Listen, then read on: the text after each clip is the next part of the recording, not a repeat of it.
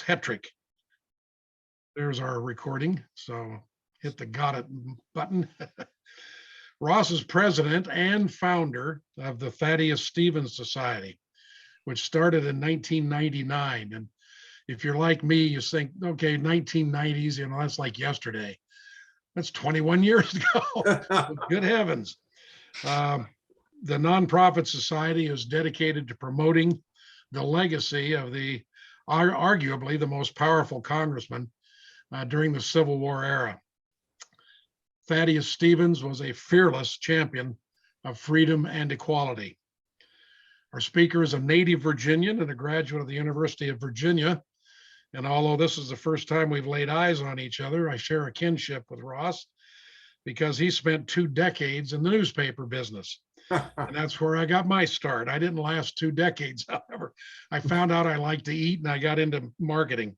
So, but I'm sure we share the concern about the demise of the printed newspaper. So Ross dedicated himself full-time to Thaddeus Stevens, starting in 2018 after he had moved to Gettysburg. And thanks to our Tucson members, Paul and Carolyn, we were pleased and honored to welcome Ross Hetrick to the Tucson Civil War Roundtable. So Ross, it's all yours. Okay, great. Well, there was a couple of things I wanted to sort of talk about before I get into the meat. And I guess the first thing is I'll share my screen here. Well, no, let's see. Let me get rid of that. Hold on. Let's see. Okay. Oh, I know what I'll do. Okay, share the screen. So when I share it, here it is. Did everybody see that? The new statue? Yes, absolutely. Right. That is going to be dedicated on April the 2nd, which is going to be part of our big 230th birthday bash for Thaddeus Stevens. And it's going to be a 3-day celebration in Lancaster, then in Gettysburg, and then in Caledonia State Park, which is close to Chambersburg, which is the site of Thaddeus Stevens Iron Mill. And we're going to have seminars, we're going to have banquets, we're going to have dedications, dancing in the streets, stuff like that. And so anyway, I'll go back to now I got to figure out how to unshare it. Okay, where we got here? New. Up at the top, it should say stop share. At the top. Oh, yep, I see it now. Okay, thank you. Stop share. Okay, so we're back. And so just moving to a different thing, I want to share this. Excuse me, just while I get pick up a pen. One of the great things about being a Thaddeus Stevens enthusiast is you find new things all the time about Thaddeus Stevens. And just yesterday, and this is, I'm being truthful, it's not like 10 years ago, it's just yesterday, it was brought to my attention, this new anecdote that I hadn't come across. And it was in this publication called the Packard Monthly for August 1870. And in it, a friend of Thaddeus Stevens said that Stevens told a story where he was, Stevens saying his mother was concerned about his reluctance to go to church. Thaddeus Stevens was sort of famous for supporting churches, but not going to them. And anyway, he is talking to his mother, who's concerned that he doesn't go to church enough. And he says, "Why, mother, can a person be good without going to church?" And his mother says, "Oh, but you forget, you get lukewarm." "But mother," replied the argumentative Stevens, "according to your religion, once in grace, always in grace." And Thaddeus Stevens' mother replied, "But Thad, I'm afraid you've never been in grace." I see everybody's on mute. I can't hear you laughing. But anyway, I see you laughing. So when I usually start my talks about Thaddeus Stevens, I don't know how much people know about it. I imagine this group knows quite a bit about him. But to sort of give a general impression about him, he was the most powerful congressman during and after the Civil War. He was only the, well, I guess you can't say only, but he was the chairman of the Ways and Means Committee. Yet his power really extended beyond that. As some people have said, he was the leader of the Congress by the sheer force of his personality. And you could say that he had such power for a couple different reasons. One, because of his personality. Two, because he had a clear goal and he had clear supporters backing him. And so he was very formidable in those ways. It's interesting that I'm here today because here at the invitation of Carolyn Quadrella, who is a charter member of the Thaddeus Stevens Society and also a lifelong member. And she was present at one of my early speeches about Lincoln. Do you remember that, Carolyn? You can nod your head. Okay. And the speech I gave was to a Lincoln group, and it was basically sort of comparing Thaddeus Stevens' records about emancipation versus Abraham Lincoln's. And I entitled the speech, Abraham Lincoln and Thaddeus Stevens, who was the great emancipator?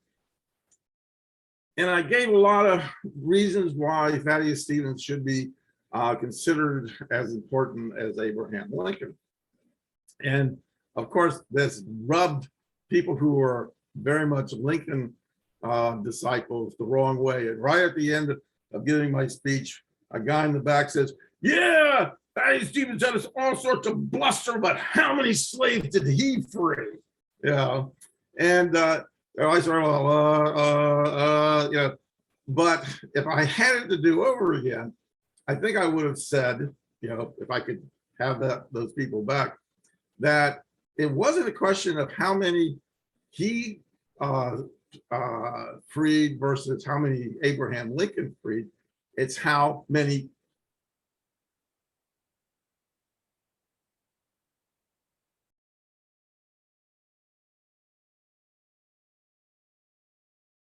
Hey, Ross, I think you just froze.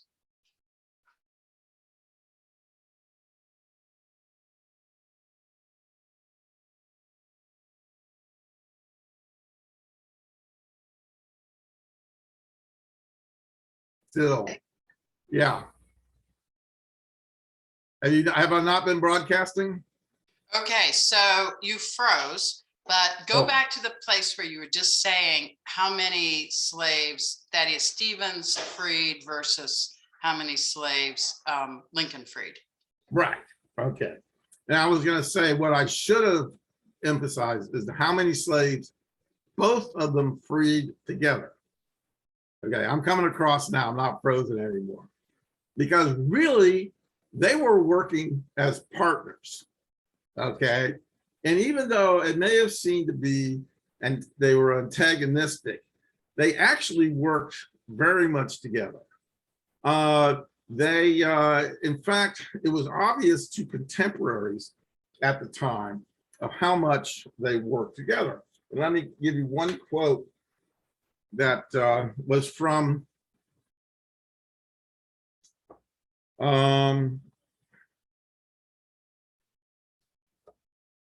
oops.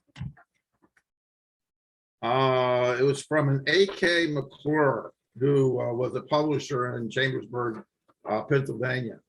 And it goes, strange as it may seem, these two great characters, ever in conflict and yet ever battling for the same great cause, rendered invaluable service to each other and unitedly rendered incalculable service in saving the Republic. Had Stevens not declared for the abolition of slavery as soon as the war began and pressed it in and out of season, Lincoln could not have issued his Emancipation Proclamation as early as September 1862. Stevens was ever clearing the underbrush and preparing the soil, while Lincoln followed to sow the seeds that were to ripen in a regenerated union. I just love that quote. So, as I tell people in a lot of these talks, the Union was blessed with two political geniuses, Abraham Lincoln and Thaddeus Stevens. And a large part of Abraham Lincoln's genius was that he listened to Thaddeus Stevens.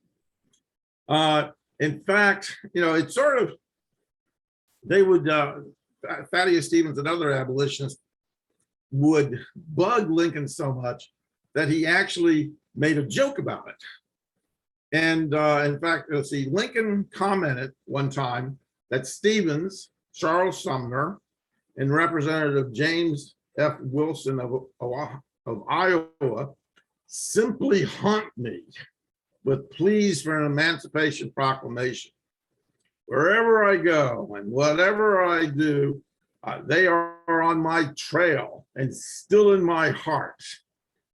And it reminded him of a story about a young boy who was in a class where the students were learning to read by reading from the Bible. In this case, they were reading about Shadrach, Meshach, and Abednego. By the way, it took me a long time to be able to pronounce those names. Shadrach, Meshach, and Abednego.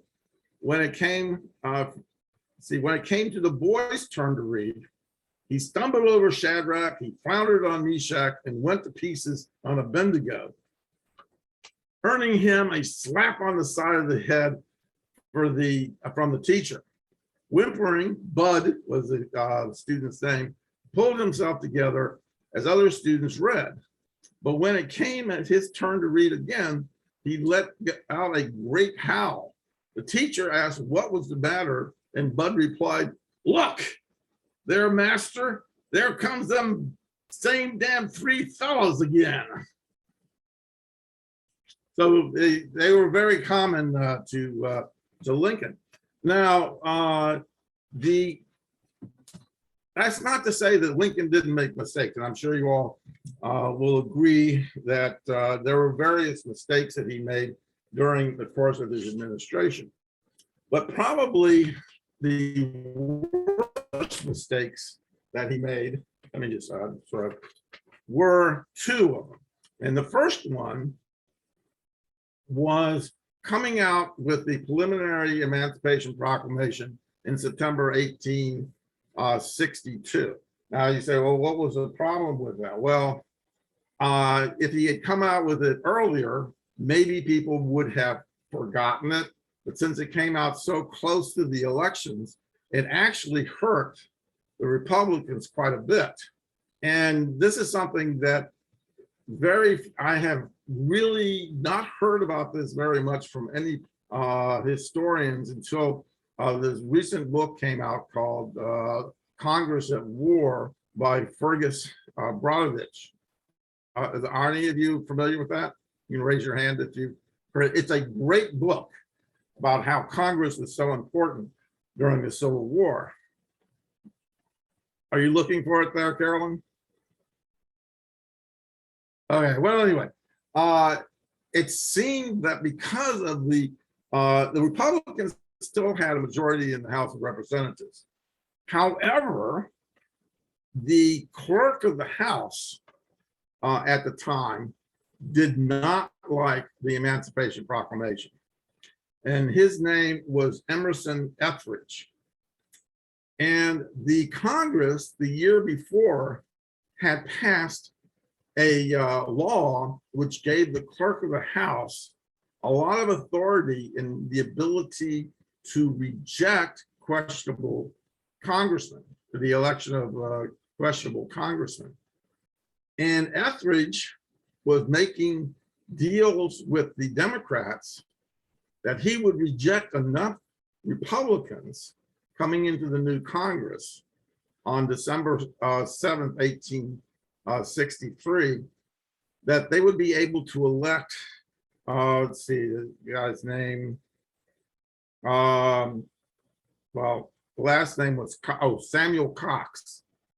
And then they would have control of the Congress and be able to act against the Emancipation Proclamation and also Reconstruction in the long run.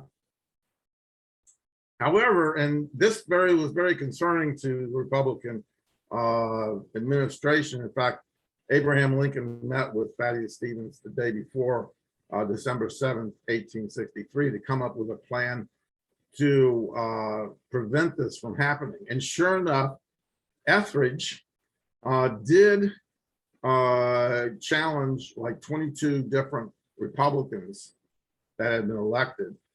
And his plan would have worked, except for that the Republicans right away, they didn't get a chance for anybody to object. They made a motion to accept the rejected Republicans. And even though the Democrats tried to table that, they failed. And it went through, and the Republicans came in and were admitted into the Congress. And as a result of that, they got rid of Etheridge. They said, we don't want that clerk of the House anymore. And instead, they put in a buddy of Thaddeus Stevens known as Edward McPherson. Now, keep that in mind. Edward McPherson, who was a protege of Thaddeus Stevens. In fact, he grew up in the shadow of Thaddeus Stevens in Gettysburg, was a congressman in Gettysburg, had worked for Thaddeus Stevens' newspaper in Lancaster, actually had worked in Thaddeus Stevens' law firm in Lancaster. So he was, like kind of a surrogate son for Thaddeus Stevens. So because of what Thaddeus Stevens orchestrated to keep the Republican majority, the mistake of coming out with the Emancipation Proclamation so close to the election, they were able to counter that. The second big mistake that Lincoln made was selecting Andrew Johnson as his vice president.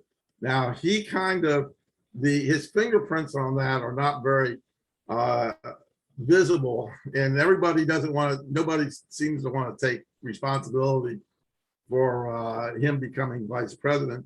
It is known that in 1864, Lincoln was floating this idea to Thaddeus Stevens at a meeting, and Thaddeus Stevens had a very distinct opinion of it. And when Lincoln brought it up, he just looked at him sternly and said, Andrew Johnson is a rank demagogue and a scoundrel to boot. So he could foresee the problems with Andrew Johnson.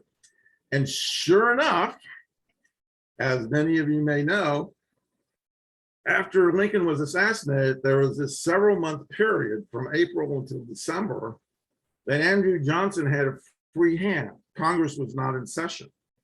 And what Andrew Johnson did, being a Southern Democrat, was that he allowed the Southerners to hold congressional elections, and they elected Confederate officials and military officials.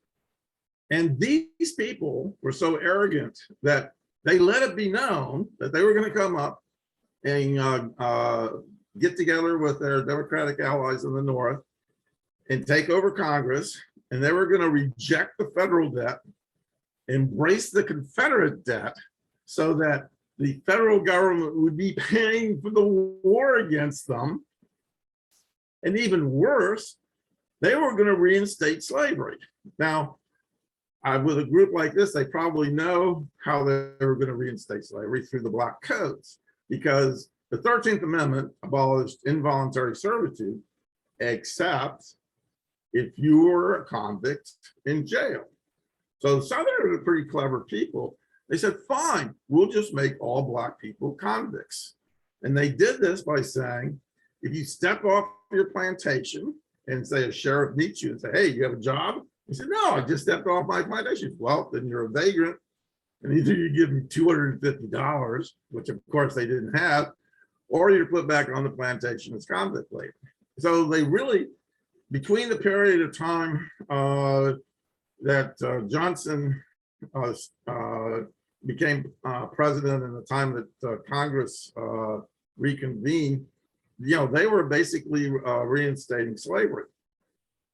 But Thaddeus Stevens was not going to let this happen. He came up with a plan, and it involved Edward McPherson, the new clerk of the House. And interestingly enough, it involved that law which gave the clerk of the House great latitude in rejecting new members of Congress. So December 4th, 1865, Congress convenes, and Edward McPherson is calling the roll of the new Congress, and he gets to the Southern members and he skips them. He doesn't call them out. And the Southerners and their allies jump up and down, say, you can't do that, you can't do that. Thaddeus Stevens gets up and says, point of order, we can conduct no business until the roll is finished.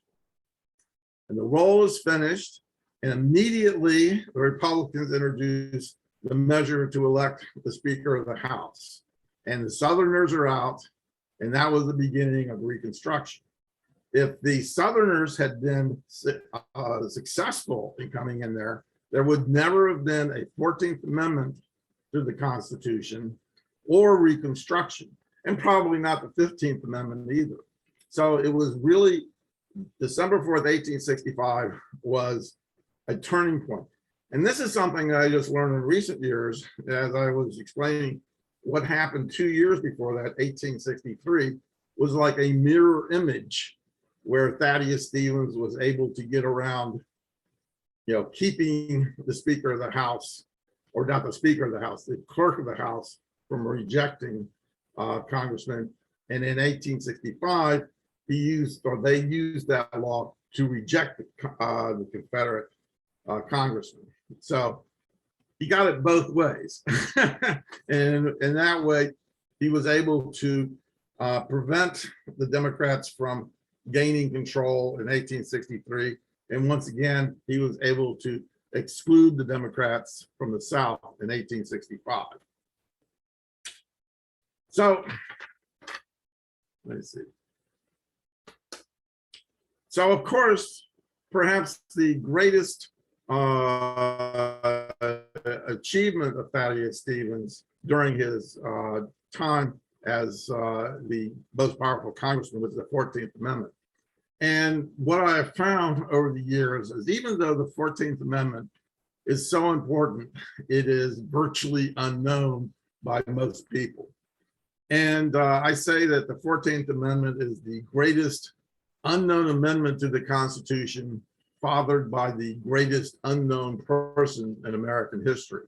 I also try to tell people that Thaddeus Stevens, to give them an impression of how important Thaddeus Stevens, I often call him the 17th and a half president of the country because he led a veto-proof Congress against Andrew Johnson. If you wanted to get something done during those 3 years after 1865, you basically had to go through Thaddeus Stevens. However, with the 14th Amendment, there were a lot of things that were changed from the time that Thaddeus Stevens introduced the measure. And in fact, it got to the point where he was telling people or telling Congress that he was going to vote against it, particularly after they inserted the word male into the amendment, limiting voting to males. Yet, after all of that, he decided to vote for it. And he gave a long speech about how he had hoped to change the country, and he found that he couldn't.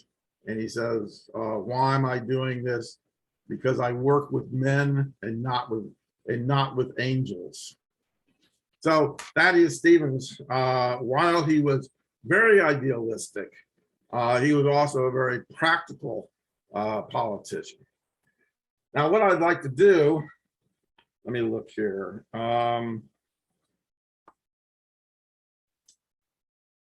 what I'd like to do now is give you some of the anecdotes about Thaddeus Stevens, because besides being the most powerful congressman, I would say, and I really haven't been proven wrong about this, he was also the funniest congressman. In fact, one of the things that the Thaddeus Stevens Society did early on was come out with a Thaddeus Stevens joke book. But I really found a lot more jokes over the years. So I'll just read you a number of these jokes and observations. And then I'd like to open it up to questions, because a lot of times I find the questions to be more interesting than my presentation. So here's some of the Thaddeus Stevens jokes. He said, one of his students, he had a lot of law students that would work with him. One of his students related that when he came to apply, Stevens asked him several questions and then said gruffly, "You better forget about the law." Well, the young man's face fell, but brightened when Stevens added, "You have too honest a face to be a lawyer." And then he was talking about, one of the things about Thaddeus Stevens was he very much reshaped the economy in the United States. He introduced paper money, which actually goes against the Constitution. Constitution only allows for coinage. Lots of people do not realize that before the issuing of so-called greenbacks, that essentially paper money in the United States consisted of banknotes, which were some good and some bad. And they actually had books telling you what the value of different banknotes were. But that all changed with the issuing of paper money, which was a necessity during the Civil War. Both the Confederates and the Union side issued paper money. One of the big differences was that the Union made their legal tender, which means that people had to accept it, whereas the Confederates didn't do that with their money and people didn't accept it. But anyway, he was very much into gold and silver things. And this is an interesting comment he made. He says, this commodity called gold, this is quoting him, this commodity called gold, this metal in bullion or in coin, has risen in price just as every other metal has risen. Iron is rising in price, brass is rising in price, lead is rising in price, just as much as gold is rising in price. My friends about me say copper too is rising in price. Well, that is owing to the amount used in making copperheads than anything else. Okay, I see some people are laughing so they know what copperheads were. And then, of course, if people watched the Lincoln movie, they saw at the end, or about 3/4 of the way, that Thaddeus Stevens says, the greatest measure of the 19th century was passed by corruption, aided and abetted by the purest man in America, referring to Abraham Lincoln. And he also, this is more of a attack, and a lot of people don't realize that Daniel Webster really disappointed a lot of Northerners when in his what's known as his March 7th speech in 1850, he basically gave up all of his principles and to basically endorse the compromises of 1850, which were pretty terrible, including the Fugitive Slave Act. And Thaddeus Stevens said at the time, as I heard it, I could have cut out his damn heart. So he was very disappointed by Daniel Webster. And then, oh, this is kind of cute. Thaddeus Stevens was a big opponent of the Fugitive Slave Act of 1850, which I have called the worst law ever passed in the United States. But he tried to table the bill, which was outvoted. And many representatives of the North were unwilling to be recorded as voting for the bill. They absented themselves from the floor when they saw the vote was called. As soon as it was announced, Stevens suggested that, quote, the speaker send a page to notify the Northern members the fugitive slave bill had been disposed of, and they may now come back into the hall. So basically, stop hiding, come back in. And then this is interesting about Vermont.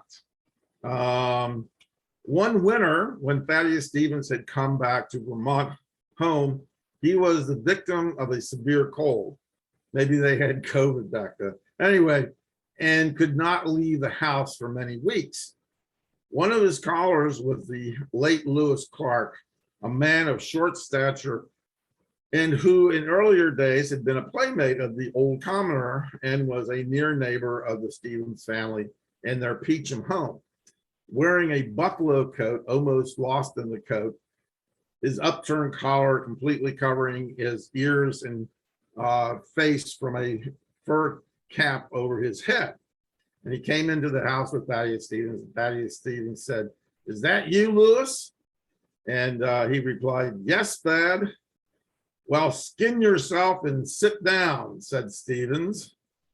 And during the conversation, Clark asked Stevens why he didn't come back to Vermont.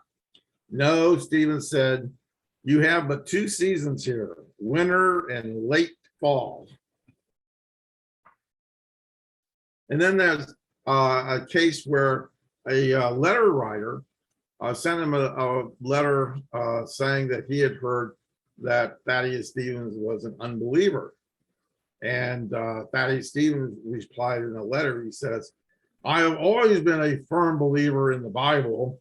He is a fool who disbelieves the existence of God, as you say, is charged on me. I also believe in the existence of a hell, especially for the benefit of the slanderer." On another occasion, he was known, as I said, to contribute very generously to churches and also to seminary students. And he told one seminary student, he said, "Preach the gospel, but do not attempt to prove it." And another time, this is an interesting joke. One time, Thaddeus Stevens was for a judge, and he didn't really like the rulings that he was making against him. And he was sort of muttering under his breath. And the judge said, are you showing contempt for the court? And Thaddeus Stevens replied, "No, Your Honor, I'm trying my best to conceal it." And interestingly enough, that joke was stolen by Mae West, which used it in almost the exact form in the movie My Little Chickadee with W.C. Fields. And then also, this is an interesting one. And during a debate on the abolition of slavery, some gentlemen thought such a course unadvisable as it would tend to excite the South, which was actually a very common thing. In fact, a lot of Southern apologists blame the abolitionists for making them mad and seceding. And Thaddeus Stevens was confronted by that. And it said he reminded him of a timid captain in the Revolutionary War who raised a company of soldiers to fight the British. And when his company was brought before the enemy and about to fire on them, he cried out, "For God's sake, don't fire, for don't you see it will make them a great deal madder?" And then he was also known for such a quick response to insults.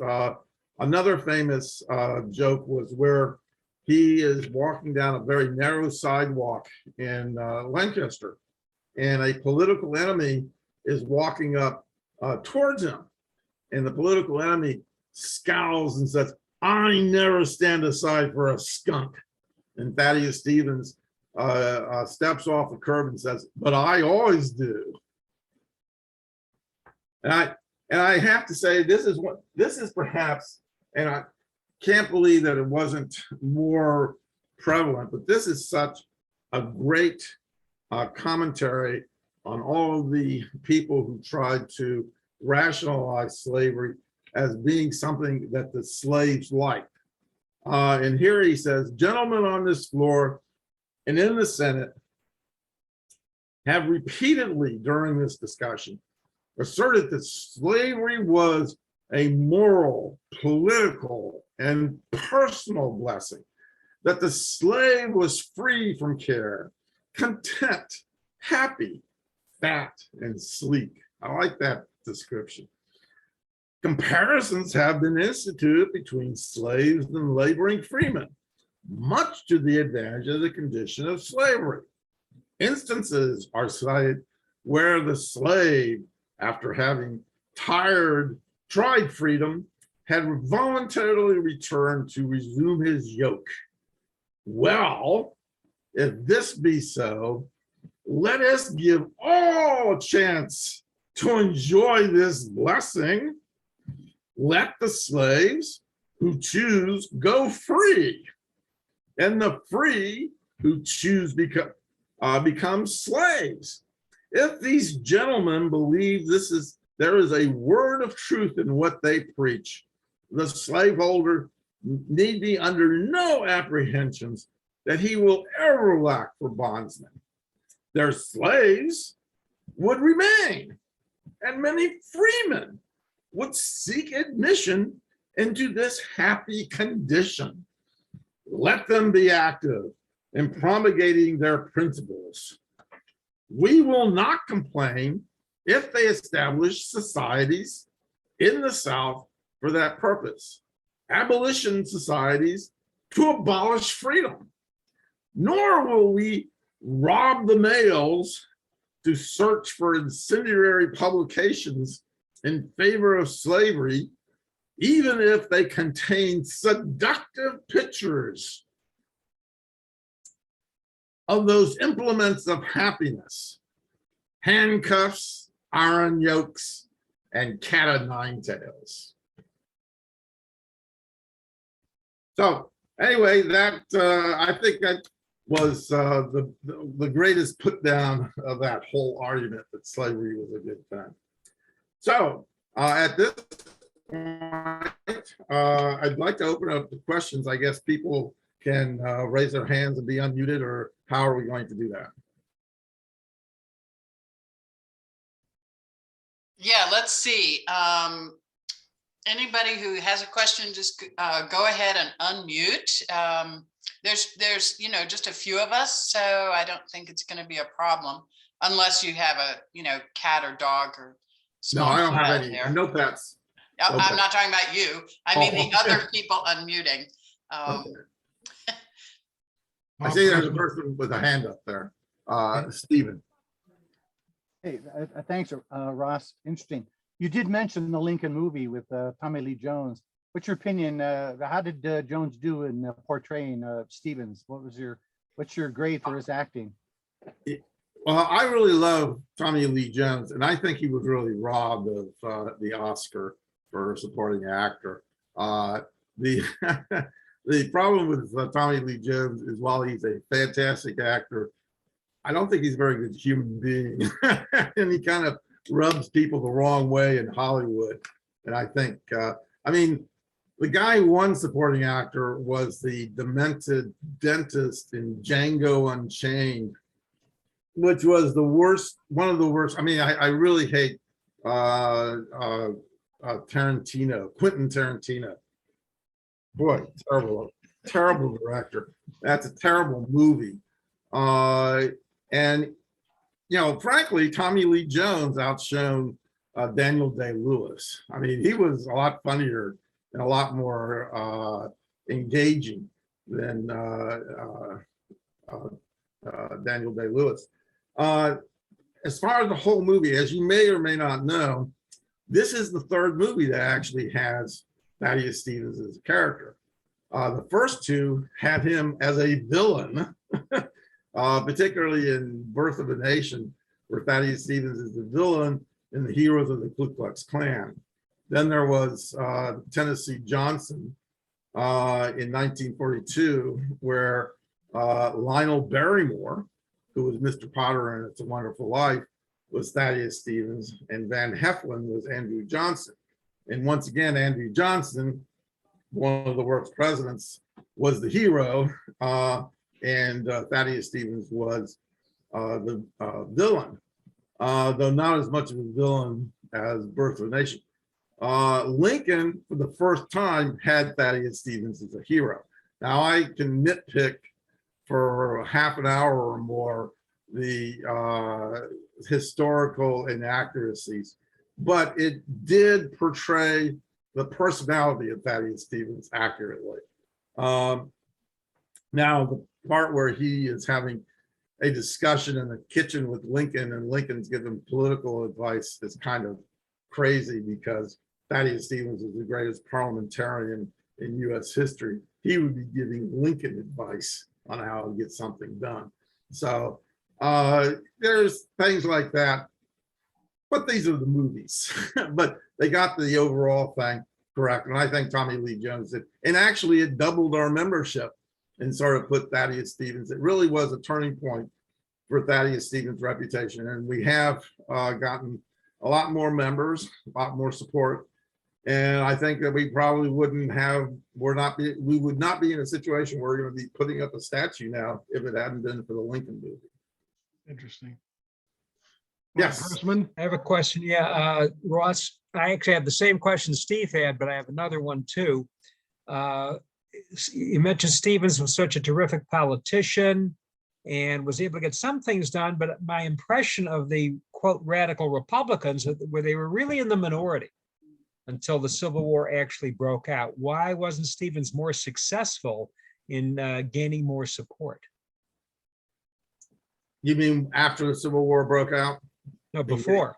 Oh, before before the Civil War. Okay. Yes.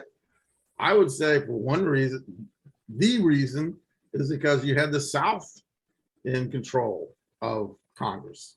I mean, you had the South not only had the representation of the men and women or the white population, they also had the advantage of the 3/5 compromise, which gave them the extra representation because of their slave population.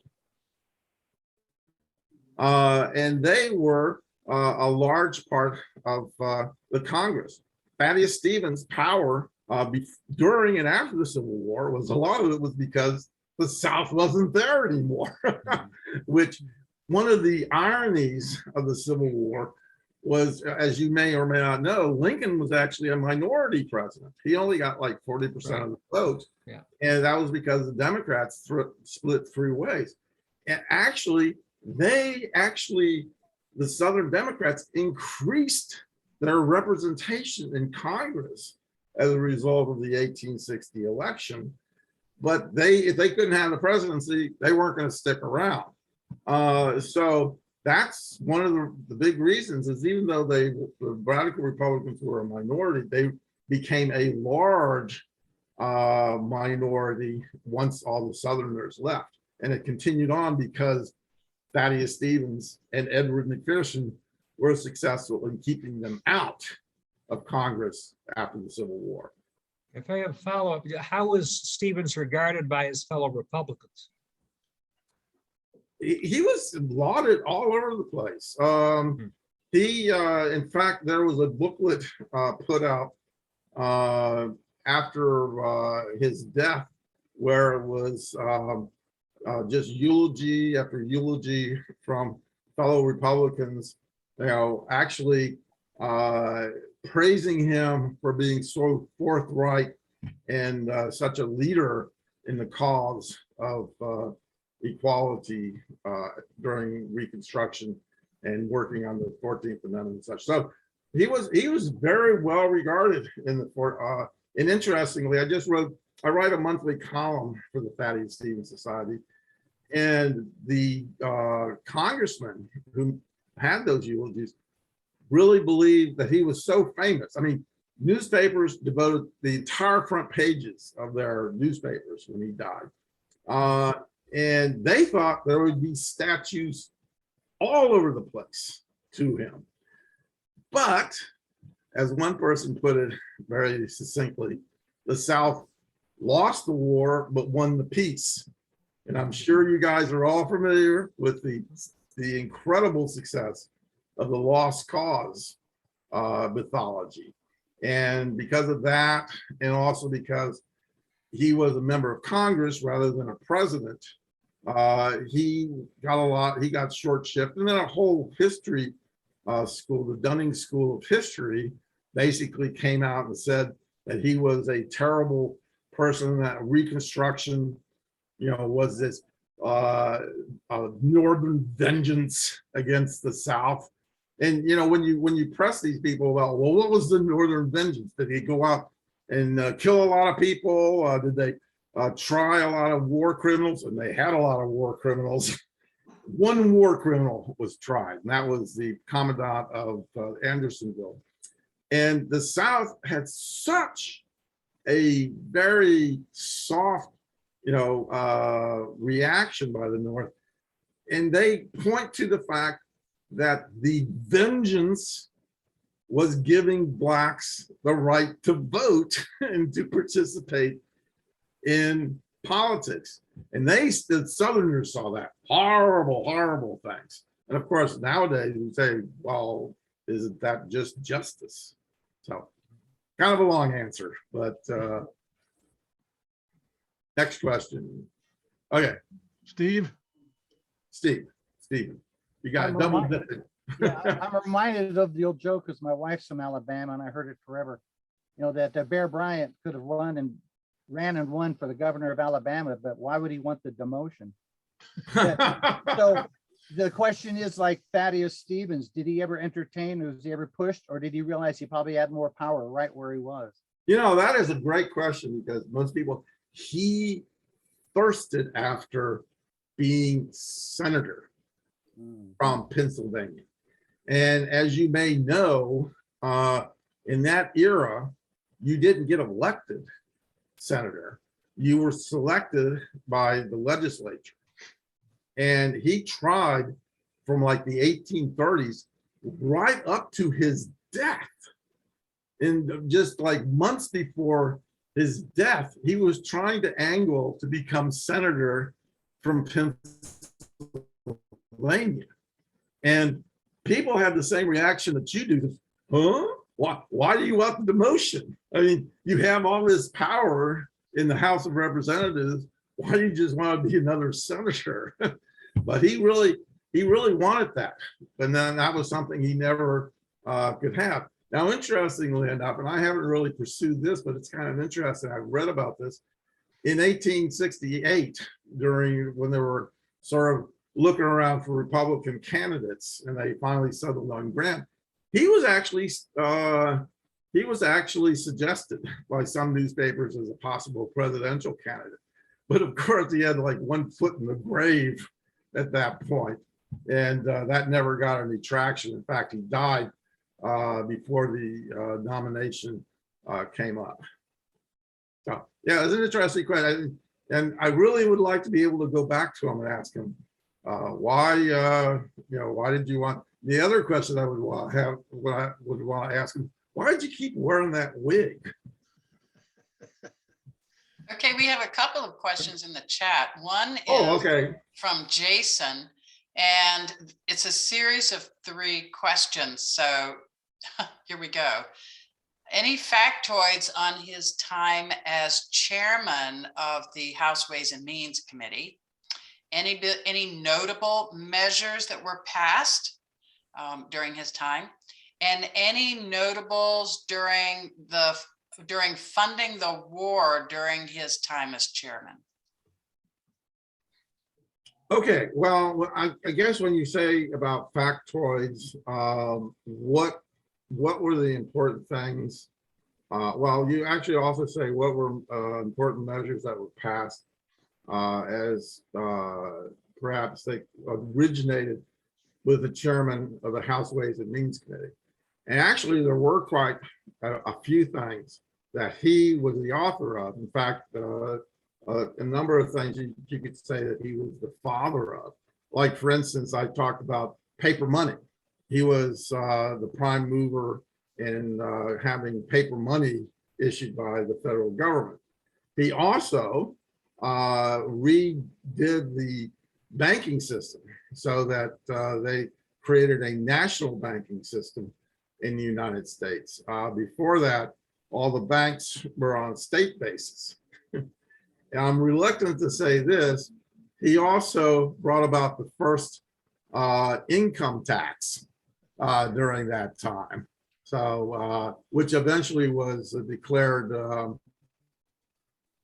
unconstitutional, and they had to pass a special amendment for that in the early 20th century. Actually, brought off, those were the significant things, and they actually, he also pushed through taxes to fund the war. And actually, historians give him credit for basically setting up the economic structure that won the war for the Union, whereas the Confederate economic structure was an entire mess, and they were battling with severe inflation. The way that Thaddeus Stevens, working with the Secretary of the Treasury, what was his name? Salmon Chase. Yeah, Samuel Chase. They were able to set up a very effective system to finance the war. Whereas in the South, they didn't know what they were doing. So does that answer your question? That's good. Okay. And then you had another one. Tell us the impact of the movie Lincoln on the awareness of Thaddeus Stevens. As I said, it was phenomenal. I mean, around the time that we of the movie, we were getting 1,000 hits on our web page, and we were getting a lot of requests for books and such like that. And at the time of the movie, we had about 40 members, and that like doubled overnight to over 100. And now we're up to 230. And I hope with this publicity about the statue and such that we actually reach 500. I'd like to get up to thousands. But it did really put him more on the map than he's ever been before. So it just goes to sort of show you the power of media, which is kind of interesting because the movie came out in 2012. And the movie that really sort of blasted him was Birth of a Nation, that came out in 1915. So you sort of like have a 100-year gap. And Birth of a Nation had a tremendous effect. It was like one of the largest grossing films of all time. And it actually has been it's credited with reviving the Ku Klux Klan in the 1920s. So it sort of bookends that 100-year period of Thaddeus Stevens going into eclipse. And then there's another one by Gene Bryan. Please send me your email. No, that's just chat among Yeah. some of the members. Oh, okay. But I do have a couple of little questions. You mentioned a Thaddeus Stevens book of jokes. How can one order that book? You can just send me your, you can go to our webpage, and our email, if you want to write this down, is info, I-N-F-O, at, and it's Thaddeus Stevens Society, all run together, .com. And if you just, send me a email with your name and address, I'll mail it off to you. It's $1. It's a $1 thing. It's right now a very thin book. It's not a huge book. And I'll send that to you with a return envelope that you can send us back. That the $1, or you can get more. You can make more of a contribution if you want. I do, since I put that out in 2001, I have come across a lot more jokes. And when I get the time, I'm going to put together a much longer essential quotes of Thaddeus Stevens that will include more than just quotes, but very inspirational sayings also. So send me those emails. Yes. Stephen, go ahead. Yeah, Ross, I'm sure you're aware of a lot of your research, but is there what you would consider to be the definitive volume, the definitive book on Thaddeus Stevens? Thaddeus Stevens. Well, the new book that's just come out by Bruce Levin is a very good book. And I would recommend that. It's called Thaddeus Stevens, Civil War Revolutionary. And there's been a number of books over the years done. And there's another one that's by Milton Meltzer, Meltzer, called Thaddeus Stevens and the Fight for Negro Rights. Now, I wouldn't say that's a definitive book, but that is the most succinct book that has ever come out. It came out in 1967, and it's a very easy read. And if somebody wanted to know the most important things about Thaddeus Stevens, I would tell them to read that book. Unfortunately, the book that I would be completely satisfied with has not been published yet. and I'm not going to be publishing it. I'm not going to be writing it. I got too many things to do. I got to work on his cemetery. I got to work on his restoring his house and all those important things. But maybe somewhere down the line, somebody will do. One of the problems, not to go on too long about this, but one of the problems with biographies nowadays with historians is they're not so much interested in putting in all the interesting incidents of Thaddeus Stevens' life or how he did this or how he did that. They're more interested in having a question and answering that one question, and that kind of limits, the information. I just think there's so many fascinating things about Thaddeus Stevens that you could fill a couple volumes if you wanted to. So 2 books, those 2 books I would recommend right offhand. Yes. Elise, yeah. So you mentioned somewhere early in your talk about Lincoln and Thaddeus Stevens being in conflict. I'm curious about that. Can you give any examples of where they would be in conflict? I don't know if I said conflict as so much as antagonistic. They were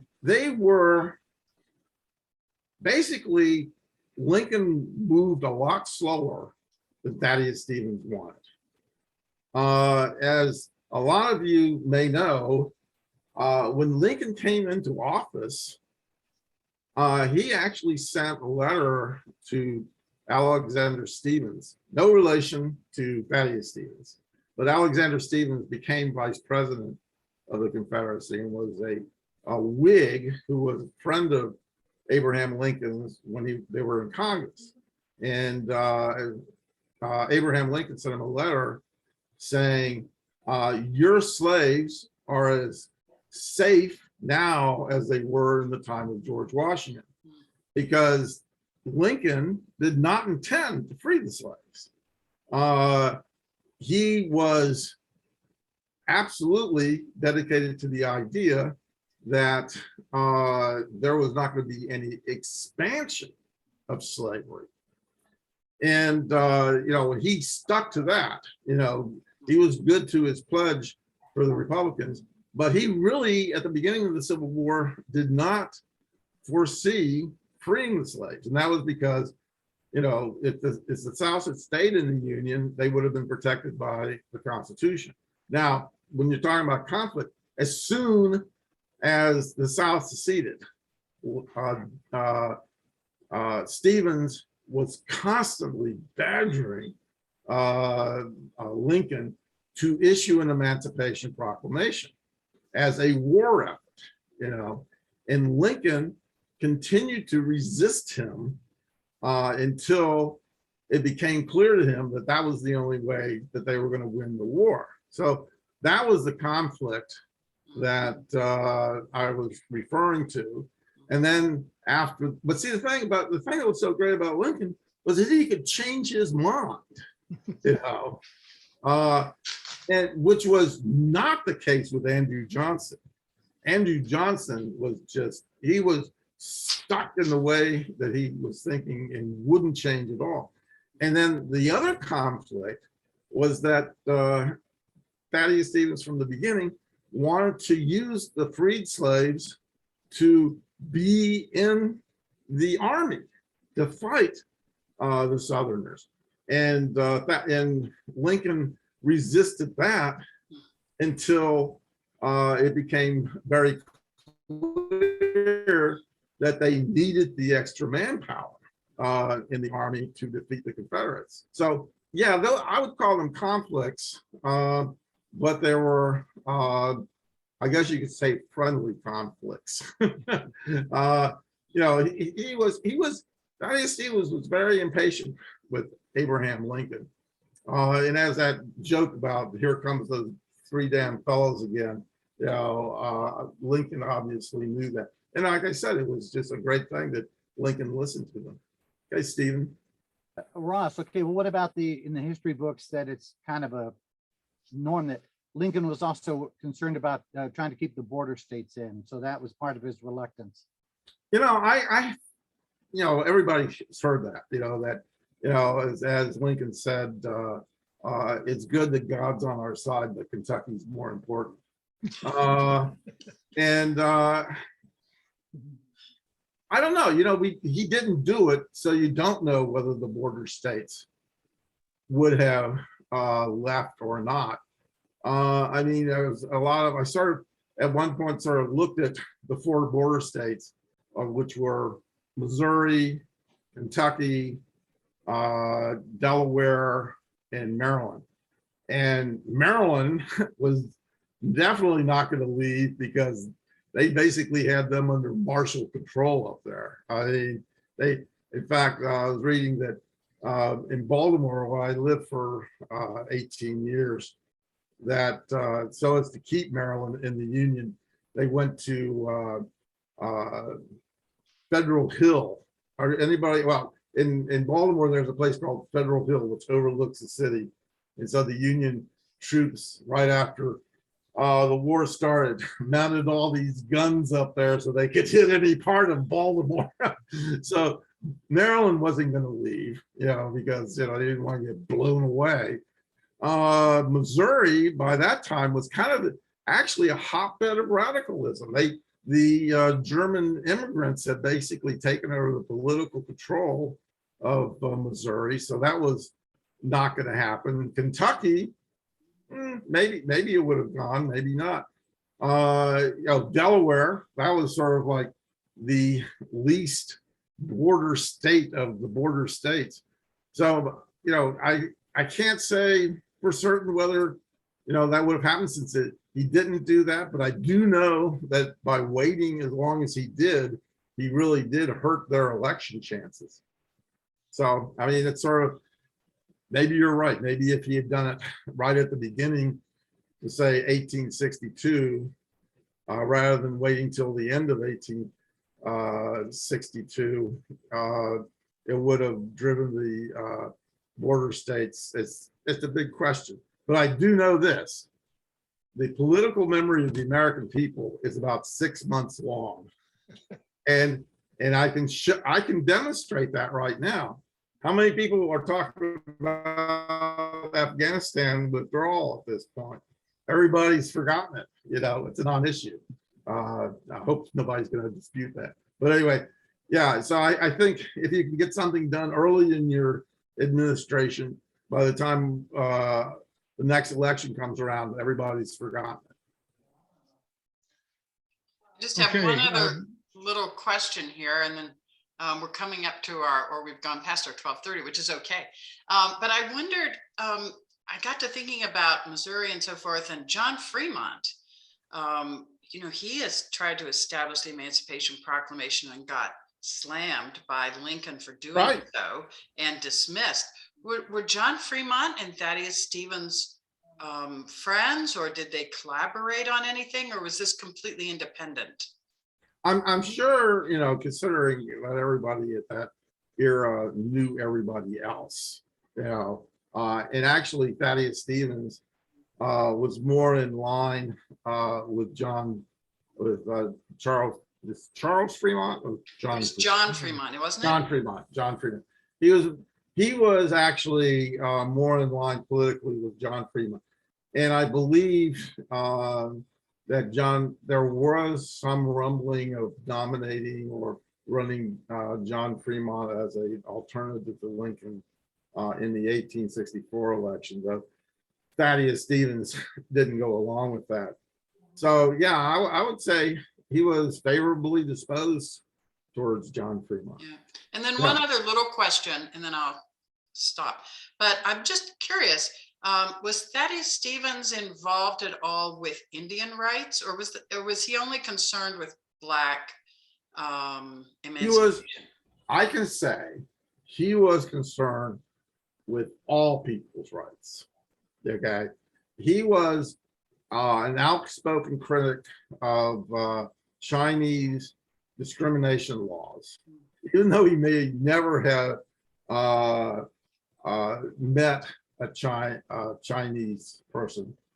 In fact, there's I actually sort of put it as a joke about one time he's talking about the Indians, and he's talking about how they sent out the cavalry because some settlers were attacked, and he made the comment, he says, I'm sure that the Indians were more abused than the white people out there, and we would know about it if the Indians had newspapers like the white people do.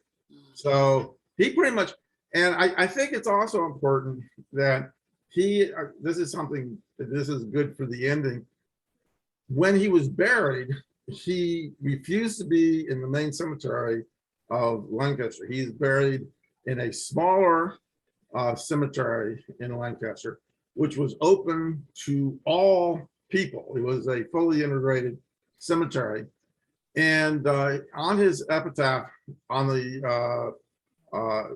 his grave was, I repose in this quiet and secluded spot, not from any natural preference for solitude, but finding other cemeteries limited as to race by charter rules. I've chosen this that I might illustrate in my death the principles which I advocated through a long life, equality of man before his creator. So he was always a champion of all races and all creeds. He defended people in freedom of religion cases. So yeah, the short answer is he believed in equality in all matters. Okay. There's one question in chat, and we'll call that the last question. You know, I was going to say, who's going to ask me about Lydia Hamilton Smith? Because that's Paul and Carolyn, they knew that they weren't going to let you off the hook. Who's going to ask me about Lydia Hamilton Smith? Yeah, I mean, the Lincoln movie has him jumping into bed with Lydia at the end of, you know, after, you know, approving the 13th Amendment. Well, it turns out, you know, the screenwriter in a panel discussion I saw actually admitted that historically Lydia wasn't even in town on that day. Okay. And there's a lot of reasons to say that there wasn't any sort of romantic relationship between them. One, a big one, is he denied it. You know, he was asked about his relations with his housekeeper, and he basically said there were no relations with the housekeeper. Now people at that time would say, oh, but he asked people to call her Mrs. Smith rather than sort of the more dismissive Lydia, you know. Well, he believed in being respectful for people, and he was respectful to his employees. I mean, one of the things, he was a very generous man. I mean, he would be out traveling, and he come across some house being foreclosed on, being sold at a sheriff's sale, and he would buy it and give it back to a widow that had been thrown out. You know, he wasn't having sexual relations with that widow, you know. And when his furnace was burned down, he continued to pay his employees, you know, while he rebuilt his furnace. He wasn't having sexual relations with them. And then there's also the issue. Now, just to dispel something, this is kind of an interesting thing, because this is also something that I just found out in the recent years. And I never questioned it until somebody started asking me some questions about it. But a lot of people, including a historian from Brody, make a huge deal out of this oil painting that's supposed to be of Lydia Hamilton Smith. And this oil painting was discovered 50 years after Thaddeus Stevens' death. And some historian over in Lancaster said it was painted by this famous artist, Eichholt, even though the painting had no signature on it, okay? And it was not disputed until, in fact, it was only when I started looking at it, Eichholt died 6 years before Lydia Hamilton Smith came to work for Thaddeus Stevens. So it obviously wasn't Eichholt. Now the proponents of the Lydia Hamilton Smith romance say, oh, it looks like another artist. Well, why did it doesn't really even look like Lydia Hamilton Smith. It's a much younger woman. And interestingly enough, all of the early biographies of Thaddeus Stevens don't mention Lydia Hamilton Smith.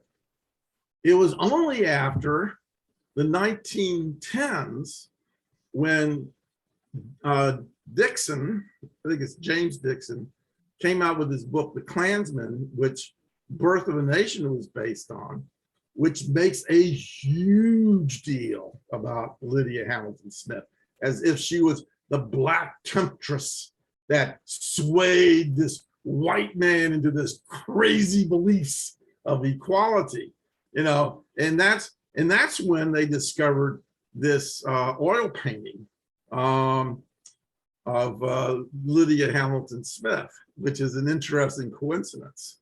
So, and then on top of that, a couple other things which sort of dismiss the relationship. Lydia Hamilton Smith had the option of being buried in the same cemetery as Thaddeus Stevens, but she is buried in a Catholic cemetery in Lancaster. And Catholics were a little bit more, and they still may be, I don't know, they don't particularly want to bury adulterers in consecrated ground, you know. So she is in, you know, this Catholic cemetery, and actually has on there, you know, was the housekeeper of the Honorable Thaddeus Stevens. So, you know, unless the Catholic Church is, well, we're going to give Lydia Hamilton Smith a break. And, you know, so that shows two things. One, you know, at least for her church, they didn't think she had a romantic relationship. And two, if she really was this romantically inclined to Thaddeus Stevens, you know, why wasn't she buried in the same cemetery as he was? And I always like to, and I do a lot of Thaddeus Stevens impersonation. I do his reenactments and, you know, portray him, such like that. And after giving all of these different things about Lydia Hamilton Smith, I say, and I just want to make one thing perfectly clear. I did not have sex with that woman. And that's a great way to end it, I think. That's a great way to end it. All right. Oh, one last thing.